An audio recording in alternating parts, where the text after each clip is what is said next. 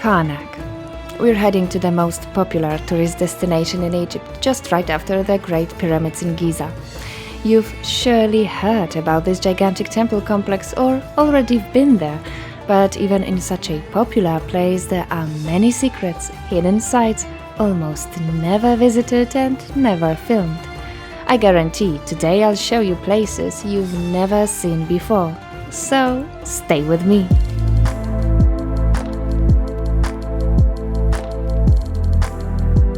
Off the tourist trail, we'll explore the hidden sites of northern Karnak. Are you ready? Let's go!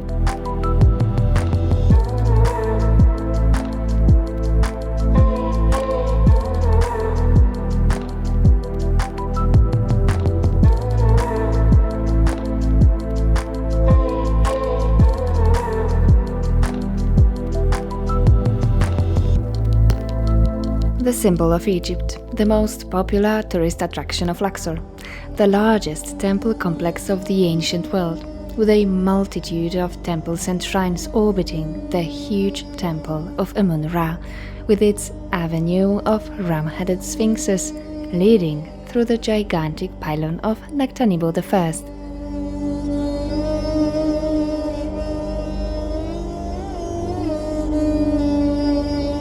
To the wonder of the ancient world, the great hypostyle hall of Seti I and Ramesses the Great, behind which we find gigantic granite monoliths, the famous obelisks of Hatshepsut and Thutmose I.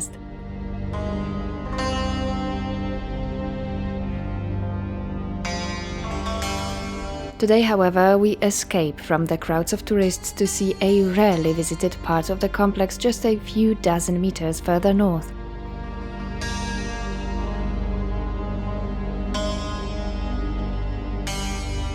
We're leaving now the main part dedicated to Amun-Ra on the east-west axis, and we're heading to the northwestern corner of the temple complex. When you visit this place, one thing you can be sure of, you won't see any tourists.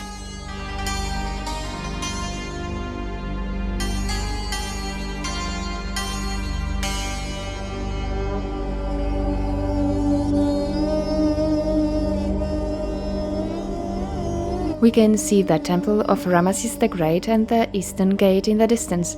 I showed you them earlier. You can find the link in the description below.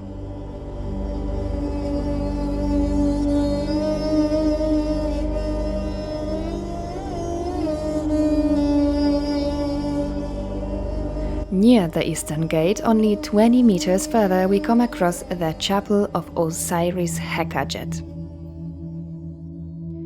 The chapel dates back to the 25th dynasty, the so-called Kushite dynasty of Napatans, as its pharaohs ruled from the city of Napata in Nubia during the Third Intermediate Period. On the walls we mainly see the cartouches of Taharka, a pharaoh from the 7th century BC, a great builder who adorned the temple of Karnak with his monumental kiosk. We can also find here names of his powerful sister Shepenupet II. The high priestess of the cult of Amun bore the title of God's wife of Amun. She was the daughter of the founder of the dynasty, Ptah, and the sister of his successors, Shabaka and the aforementioned Taharka.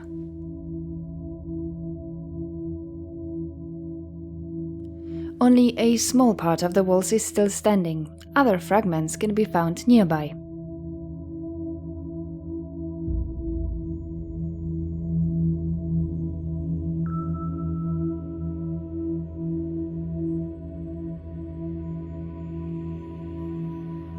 This corner of Karnak hides many secrets. From time to time, among the tall grasses and thorny bushes, we encounter groups of blocks and brick walls, often of unknown origins.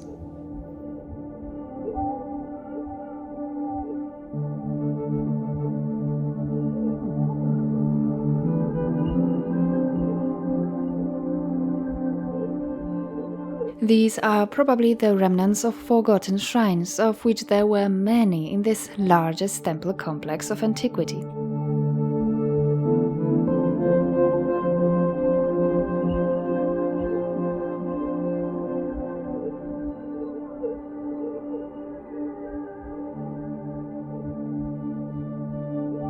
Of course, the landscape was dominated by the Great Wall of Nectanebo I from the 4th century BC, which enlarged the precinct of Amun to include the already existing temples and shrines.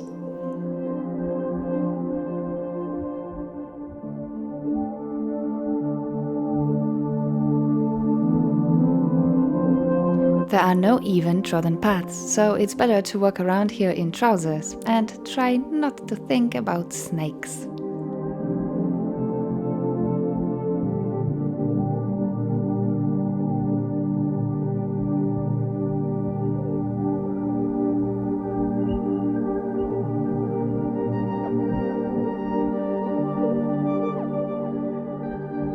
I do believe that from here, from the northeast, the view of the Temple of Amun is the most beautiful. You can clearly see the obelisks and the great hypostyle hall.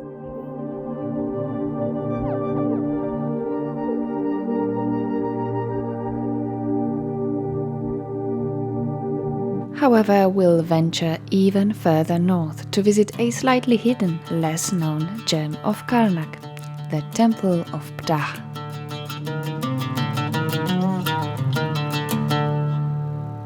We're encountering ongoing excavations on 3 more Osiris chapels, also dating back to the 25th as well as 26th dynasties. There are many of them, as in the 6th century BC, Osiris becomes of great importance, taking on the attributes of other gods. Interestingly, about 20 chapels of Osiris were discovered in Karnak alone. The 3 before us are named Osiris, the Lord of Life, Osiris, the Lord of Eternity, and Osiris, the Lord of Food. Right next to the northern gate to the sanctuary of Amun-Ra, we see the beautifully reconstructed Temple of Ptah.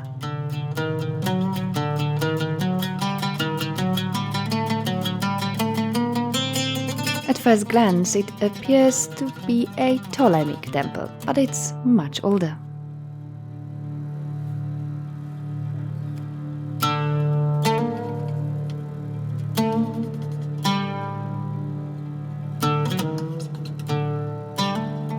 The discovered foundation stele of Thutmose III informs that he found this temple built of brick, the columns and doors made of wood, going to ruin. The huge mud brick wall surrounding the precinct of Amun was built only by Nectanebo in the 30th dynasty. It completely covered the temple. The wall is less than a meter from the temple's north face. This is one of the reasons for the rebuilding of the temple by the Ptolemies. They had to facilitate access to the temple by creating a second entrance from the south. The reconstruction was made by Ptolemy III and IV in the 3rd century BC.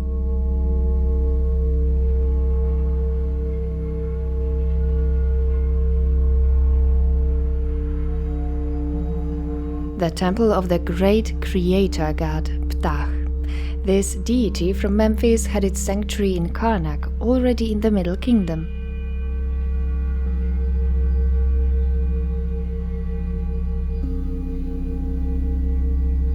In the previous episode about Karnak, when I showed you the precinct of Mut, we were wondering about the secret origin of the goddess Mut, who appears in a way out of nowhere as the wife of Amun, just before the beginning of the New Kingdom.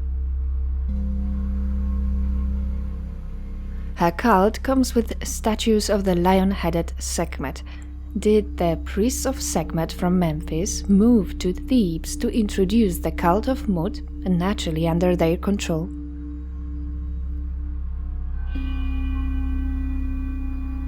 There's actually circumstantial evidence that points to it. Hundreds of statues of Sekhmet have been found at the Mut temple in Karnak.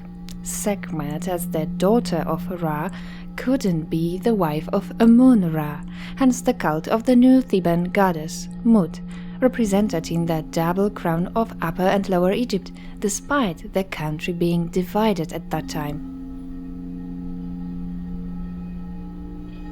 Did the alliance of the priests of Memphis from the north and the Theban rulers from the south foreshadow the expulsion of the Hyksos and the unification of Egypt by Ahmose I? I believe it did.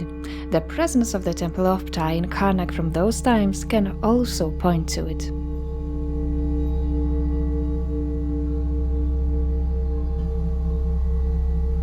On the wall of the portico we can see the oldest reliefs from the time of Thutmose III, from the 15th century BC.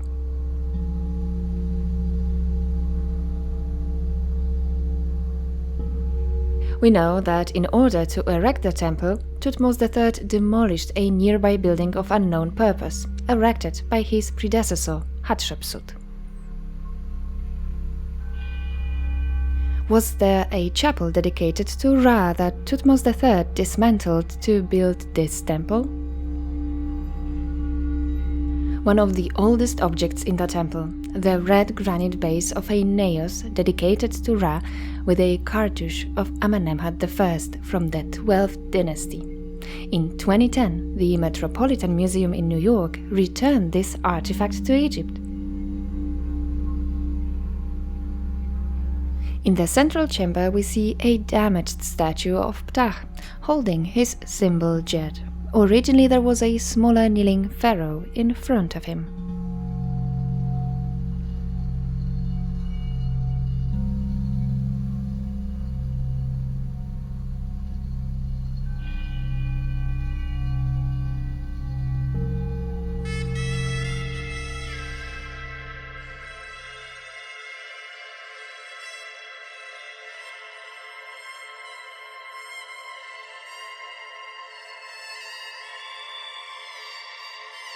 Now we're in the side chapel, a perfectly preserved Sekhmet statue of black granite.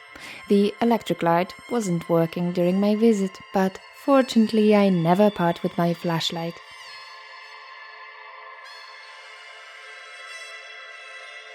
A tiny hole in the ceiling on sunny days illuminates the figure with a stream of light.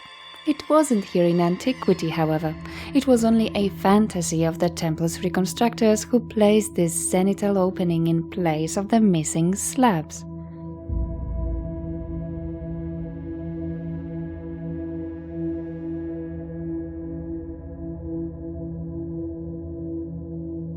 Such openings in the ceiling were found in many temples, including this one, but they had a practical role. They illuminated the paths used by the priests during daily rituals.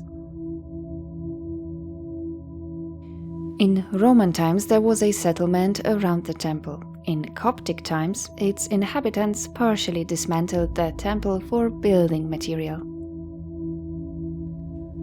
In the northwestern corner of the precinct of Amun-Ra we can find an open-air museum, opened in 1987. It displays structures which were dismantled, buried or abandoned far from their initial location, already in antiquity, as especially during the New Kingdom period, virtually each pharaoh made changes to the complex.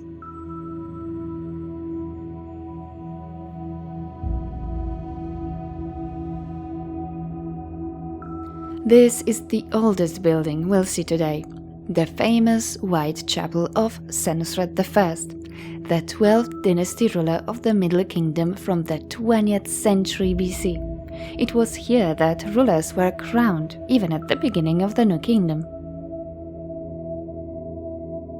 Disassembled elements of this chapel were found in 1927 inside the third pylon of Amenhotep III.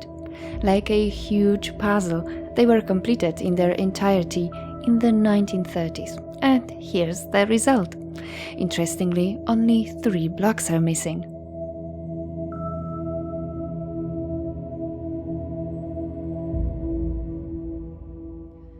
We do not know where the chapel was originally located, as the Temple of Amun from the Middle Kingdom no longer exists. We know that the chapel housed a statue of Amun during the Festival of Min, the prehistoric god of fertility. The cult of Min reached its peak in the times of Senusret, when the Theban Amun was identified with Min, and great orgiastic rites were organized in his honor. At the beginning of the harvest, his image was taken out into the fields to bless the harvest. The most famous element of this festival was the faithful climbing naked on the huge pole of Min.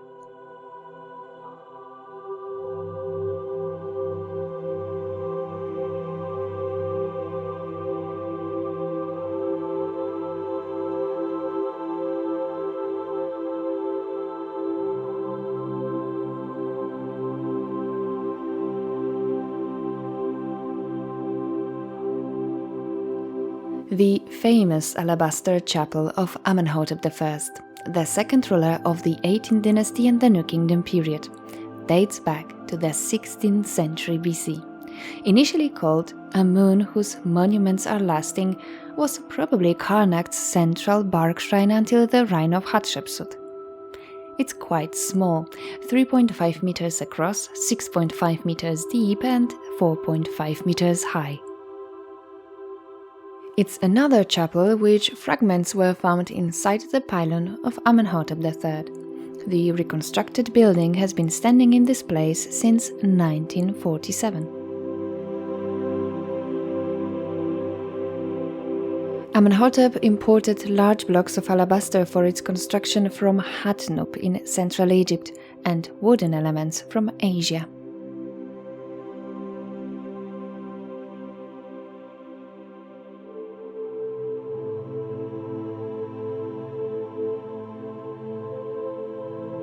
The aforementioned god Min, accompanied by the king.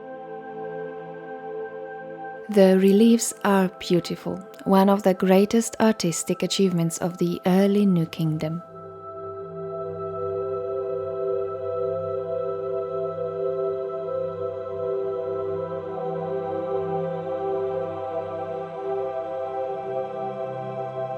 We pass by the beautiful granite statues of Sekhmet, a few of numerous commissioned by Amenhotep III. They either come from the Temple of Mut or directly from his mortuary temple on the West Bank, which already during the Ramessid times fell into ruin.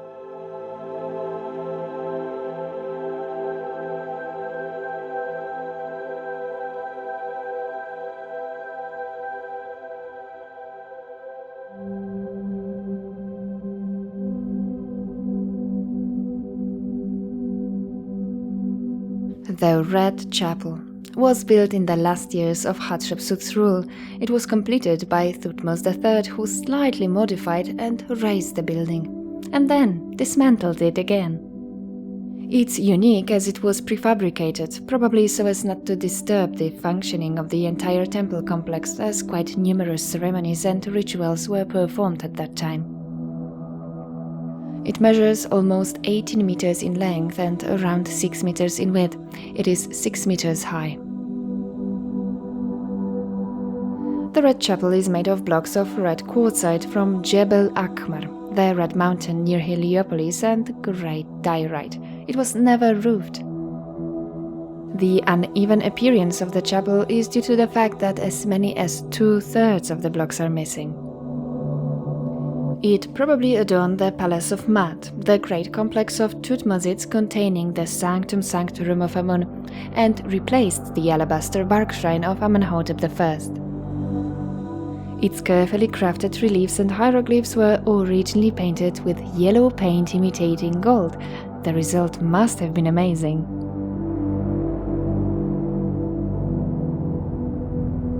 The calcite chapel of Amenhotep II incorporated into the fake pink granite pillars flanking the chapel, probably decorated the festival court of the Temple of Amun.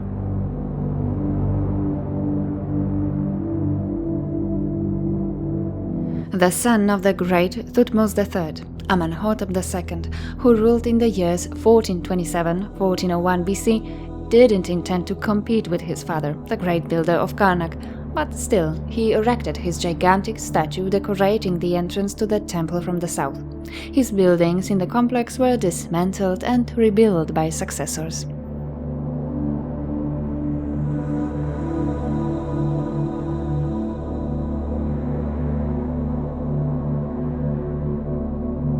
It's quite striking how incompetently this chapel has been reconstructed. The hieroglyphs indicate that this wall should be installed horizontally.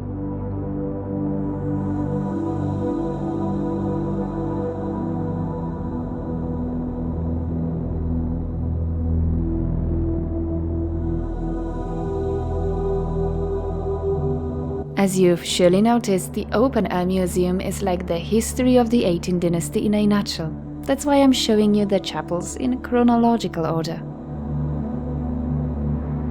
Another calcite chapel, this time of the son of Amenhotep II, Thutmosid IV from the 14th century BC.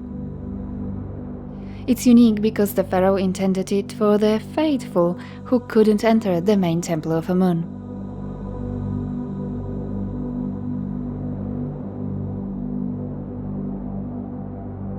Right next to it we can admire the peristyle hall, also commissioned by Thutmose IV.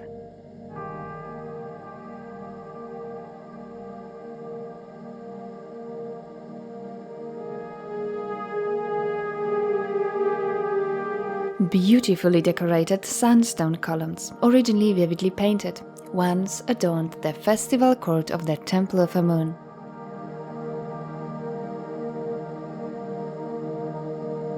The reconstruction consists of about 1,000 blocks discovered by the Franco-Egyptian mission in Karnak.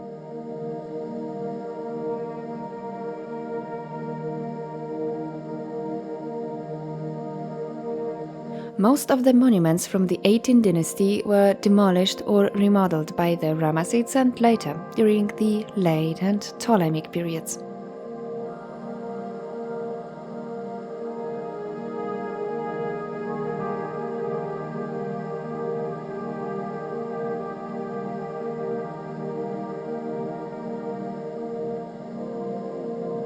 The open-air museum has become a safe haven for the Thutmosid Monuments of Karnak.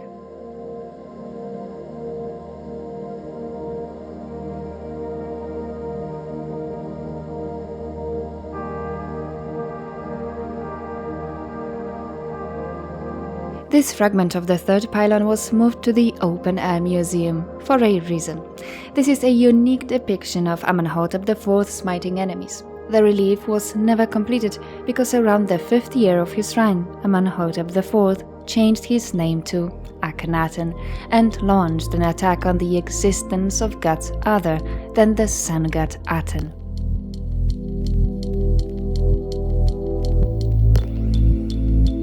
Of course, the main goal of his crusade was the powerful cult of Amun and his sanctuary. The Temple of Karnak was closed until the death of Akhenaten in 1336 BC.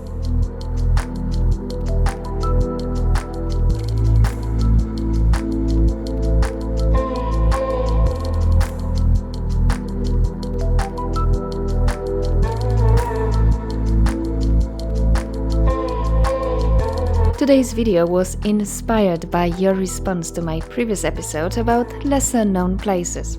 I hope you enjoyed today's journey as much as I did. If you haven't seen my previous episodes from Karnak, I linked them below in the description.